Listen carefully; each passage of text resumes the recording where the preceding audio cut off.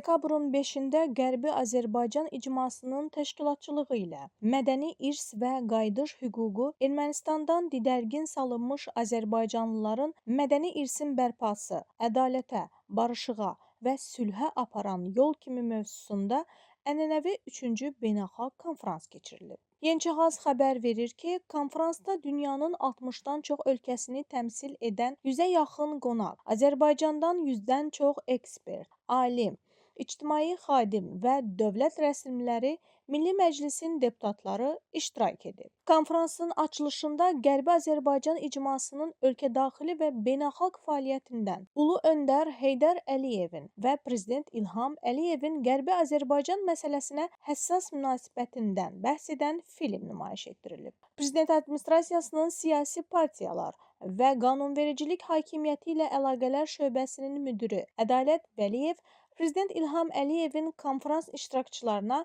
müraciətini oxuyub. Qərbi Azərbaycan icması İdarə Heyətinin sədri, Milli Məclisin deputatı və Qayıdış üzrə təşəbbüs qrupunun sədri Əziz Ələkbərli salamlama nitqi ilə çıxış edərək icmanın əsas missiyasının 200 ildən artıq müddətdə mərhələ-mərhələ Ermənistandan qovulmuş azərbaycanlıların dinc, təhlükəsiz və ləyaqətli şəkildə öz yurdlarına qayıdış hüququnu təmin etmək olduğunu, azərbaycanlıların Ermənistandan kütləvi deportasiyalarının əsrlər boyu formalaşmış maddi və qeyri-maddi mədəni irsi sistemli şəkildə dağıtdığını bildirmiş və Ermənistanla sülh prosesinin irəliləməsi fonunda erməni və azərbaycanlıların birgə yaşayışının yeganə yolunun qayıdış hüququnun tanınması olduğunu vurğulamış. Beynəlxalq ictimaiyyəti bu ədalətli prosesə dəstək verməyə çağırıb. Xarici qonaqlar adından Türkiyə Böyük Millət Məclisinin üzvü, Qərbi Azərbaycan icmasının fəxri üzvü Şamil Ayrım çıxış edərək qardaşlıq mesajını çatdırıb və